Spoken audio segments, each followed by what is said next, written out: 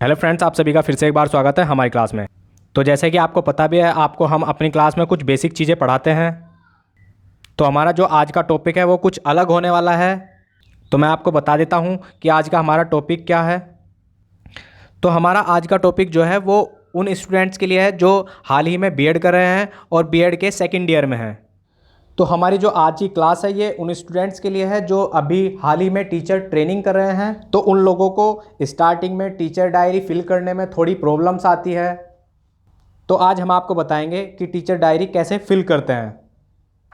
तो क्लास शुरू करने से पहले अगर आपने हमारा चैनल सब्सक्राइब नहीं किया है तो सबसे पहले आप हमारा चैनल सब्सक्राइब कर लें ताकि हमारी और आने वाली वीडियोज़ आप तक पहुँचती रहें। तो जो हमारी टीचर डायरी होती है वो कुछ इस तरह की होती है जिसमें हमें डे बाय डे कुछ एंट्री फिल करनी होती है। तो उन एंट्रीज़ को कैसे फिल करते हैं आज हम आपको बताएंगे। तो चलिए शुरू करते हैं आज की क्लास। सबसे पहला पेज आता है हमारा डिटेल अबाउट द स्कूल, यानी कि स्कूल की जो डिटेल्स हमको यहाँ पर फिल करनी होती है।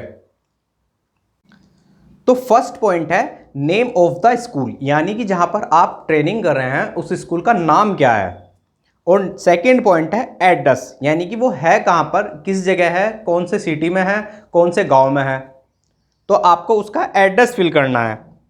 और थर्ड पॉइंट है फ़ोन नंबर, यानी कि वहाँ का कोई भी कॉन्टैक्ट नंबर है वो आपको यहाँ पर फिल करना होता है।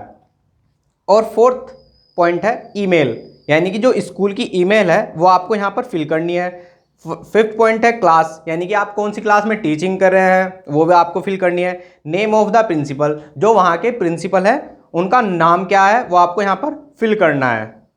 नेक्स्ट पॉइंट है नंबर ऑफ टीचिंग स्टाफ, यानी कि वहाँ पर पढ़ाने वाला स्टाफ कितना है वो आपको यहाँ पर फिल करना है। नॉन टीचिंग कितना है, जो स्टाफ पढ़ाता नहीं है वो आपको यहाँ पर फिल करना है।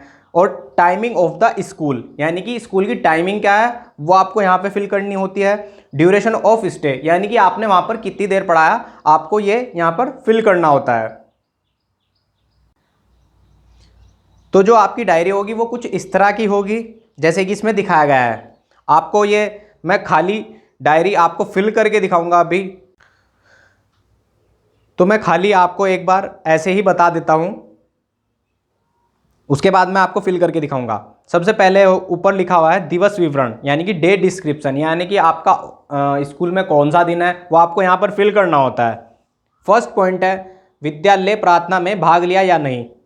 तो आपको यहाँ पर लिखना है कि आपने प्रार्थना में भाग लिया था या नहीं लिया था। जैसे कि आप प्रार्थना में वहाँ पर मौजूद थे तो आपको हाँ लिखना है, और अगर आप नहीं थे तो आपको नहीं लिखना है। प्रार्थना में दिया गया बिंदु विचार, यानी कि थॉट ऑफ द डे क्या होगा, जो प्रार्थना में दिया गया है वो आपको यहाँ पर फिल करना होता है।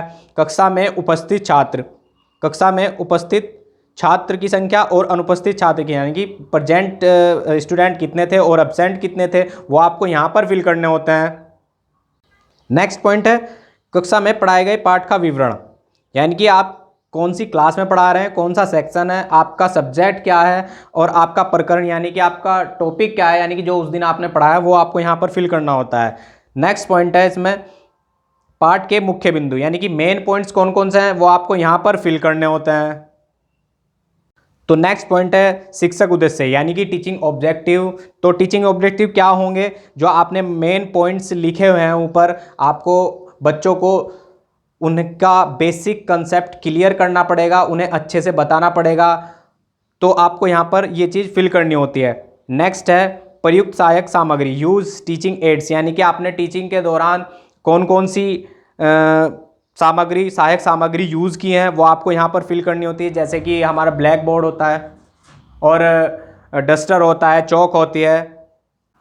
यहाँ पर नेक्स्ट पॉइंट है प्रयुक्त शिक्षण विधि, प्रयोग प्रदर्शन का विवरण, use teaching method, experiment and demonstration, यानी कि आपने बच्चों को किस तरह से पढ़ाया आपने। तो इसमें हम लिख सकते हैं, फिल कर सकते हैं कि हमने यहाँ पर बच्चों को एक्सप्लेनेशन किया, क्वेश्चन आंसरिंग की और डेमोस्ट्रेशन मेथड यूज़ किया। तो आप यहाँ पर ये चीज़ फिल कर देंगे। नेक्स्ट पॉइंट है मूल्यांकन क्रिया।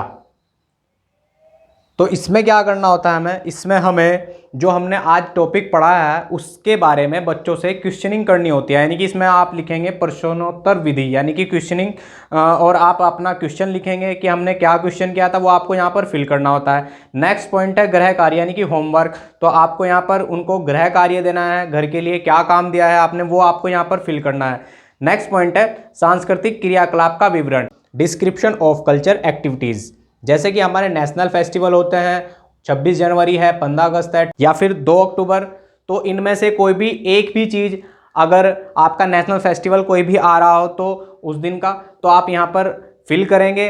अगर आपकी उसमें कोई एक्टिविटीज़ है तो आप वो भी लिखेंगे, और अगर नहीं है तो आप यहाँ पर खाली नो लिख देंगे, यानी कि नहीं लिख देंगे और बाकी छोड़ देंगे। नेक्स्ट पॉइंट है अन्य प्राप्त अनुभव। तो आपको बच्चों को पढ़ाने के बाद जो भी आपको लग रहा है कि बच्चे देर से समझ रहे हैं, समझने में काफ़ी टाइम ले रहे हैं या फिर जल्दी समझ रहे हैं और अच्छे से अपना काम कर रहे हैं, तो आपको यहाँ पर सब कुछ लिखना होगा कि बच्चे देर से समझ रहे हैं तो वो भी आप लिखेंगे, और अगर बच्चे सही से समझ पा रहे हैं तो वो भी आप लिखेंगे, और अगर सामान्य स्थिति है तो आप यहाँ पर सामान्य लिख सकते हैं। नेक्स्ट पॉइंट है पृष्ठ पोषण प्रच्छा फीडबैक बाय मेंटर। तो जो हमारा मेंटर होता है वो हमारी सारी एक्टिविटीज़ नोट करता है और हमें फीडबैक देता है कि आपने बच्चों को कैसे पढ़ाया है, आपने आगे के बच्चों को कम पढ़ाया या पीछे के बच्चों को ज़्यादा पढ़ाया, या आगे के बच्चों पर ही ध्यान दिया है, पीछे के बच्चों पर ध्यान नहीं दिया है। तो आपका जो फीडबैक होता है वो आपको मेंटर यहाँ पर देगा। तो चलिए मैं आपको दिखा देता हूँ कि कैसे कैसे मैंने एंट्री फिल की हुई है, जैसे कि आप देख भी रहे होंगे। थोड़ी देर पहले मैंने आपको अभी बिना एंट्री फिल किए हुए खाली पेज दिखाया था कि उसमें कैसे कैसे एंट्री फिल करनी है, और मैं कर चुका हूँ एंट्री फिल, तो आप देख भी रहे हैं कि मैंने कैसे कैसे एंट्री फिल की है। तो मैं अभी आपको इन सब के बारे में बताता हूँ कि मैंने ये कैसे कैसे एंट्री फिल की है। तो जैसे कि मैं आपको पहले भी बता चुका हूँ, मैंने एक पहले ब्लैंक पेज आपको दिखाया था और उस पर एंट्री फिल कैसे कैसे करनी है ये बताया था, लेकिन अब मैं एंट्री फिल कर चुका हूँ, तो अब आप देख भी रहे हैं कि मेरी एंट्री सभी फिल हैं। तो अब मैं आपको बताता हूँ ये कैसे कैसे करनी होती है। सबसे ऊपर है डे डिस्क्रिप्शन, यानी कि जैसे कि आज मेरा तीसरा दिन है तो मैं यहाँ पे 3 लिखूँगा और दिनांक डाल दूँगा, डेट क्या है आज की। जैसे फर्स्ट पॉइंट है विद्यालय प्रार्थना में भाग लिया, तो मैं लिखूँगा यस। सेकंड पॉइंट है विद्यालय में दिया गया विचार बिंदु, तो विचार बिंदु क्या था, थॉट ऑफ द डे क्या था, as you know more you grow more, यानी कि जितना आप सीखोगे इतना ही आप आगे बढ़ोगे। नेक्स्ट पॉइंट है कक्षा में छात्र उपस्थित, उपस्थित कितने छात्र हैं 34, और अनुपस्थित कितने हैं 2 स्टूडेंट, तो टोटल कितने हुए 36 हो गए 36। तो नेक्स्ट पॉइंट है कक्षा में पढ़ाए गए पाठ का विवरण, आपकी क्लास कौन सी है, 6th है, 7th है, 8th है, वो आपको यहाँ पर फिल करनी होती है।